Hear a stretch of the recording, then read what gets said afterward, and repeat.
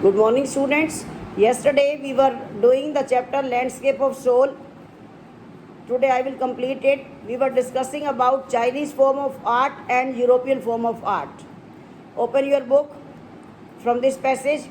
The Chinese concept of art is also expressed as Shen Shui, which also means mountain water.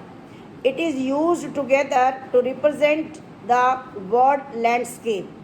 The two complementary poles of an image reflect the Taoist view.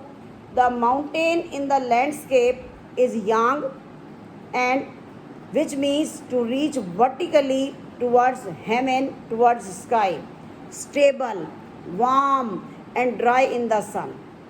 Whereas the water in the yin, which is receptive, feminine aspect of universal energy.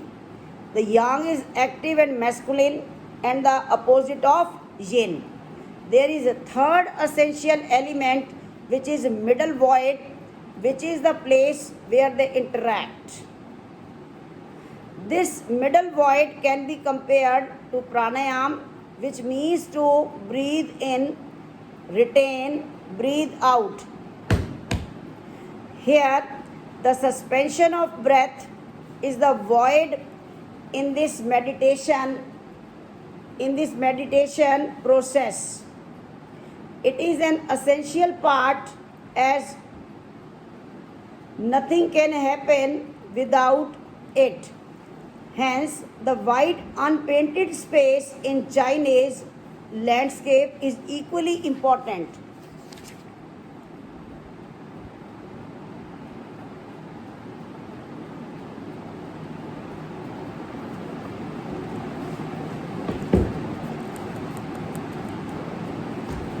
The middle void is a place where a man finds an important role.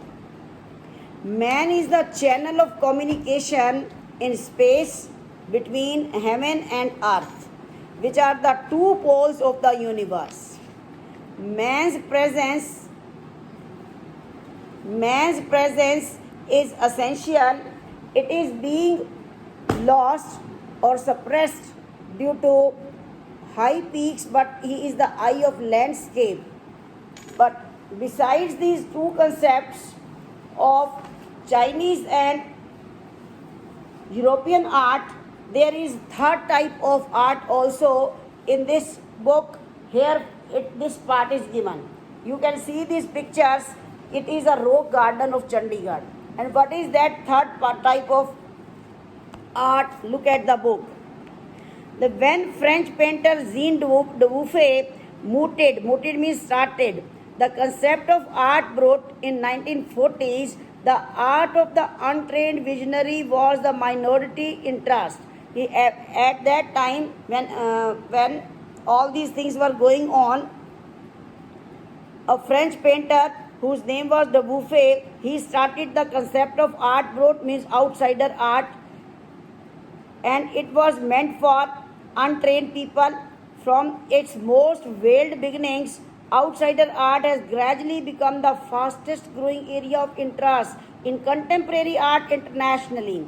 Although initially it was not given any importance, this type of art, this art brought, but now it has been famous worldwide. People are interested in learning this art. This genre is described as the art of those who have no right to be artists, as they have received no formal training or diploma. Only talent, only passion is required. No formal training is required to come in this mainstream. Around the time Dubuffet was propounding his concept, and when in 1940s Dubuffet was putting forward his concept of this art brought, at that time what was happening? An untutored, untaught genius was creating a paradise. Where? In Chandigarh. Years ago, the little patch of jungle he cleaned himself, and on that clean part of the jungle, what did he do? He used every waste material from switchboard up to the scrap of car, and he prepared wonderful statues with that. And today in the world, it is known as Rock Garden at Chandigarh. Its 80 years old creator or director, his name was Nek Chand, is now hailed as India's biggest contributor to outsider art. He contributed a lot in this regard. The 50th issue of Raw Vision, a UK-based magazine, magazine in outsider art publication, features Nek Chand. He portrays the picture of Nek Chand at the front page on the anniversary issues cover. The notion means the idea of this art brut or raw art was of works that were in their raw state as regards cultural and artistic influences. Anything and everything from a tin to sink to a broken down car could be material for work of art. Nothing, no waste material was left by Nek Chand which was not used in this garden. And he created the wonderful garden there. People from far and near every year come there to visit this garden.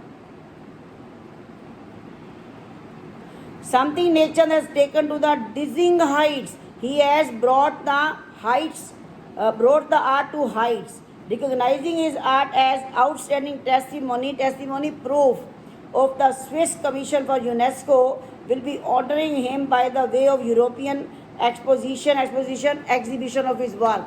And his work was put on display in different countries, even by the biggest association, Commission, UNESCO.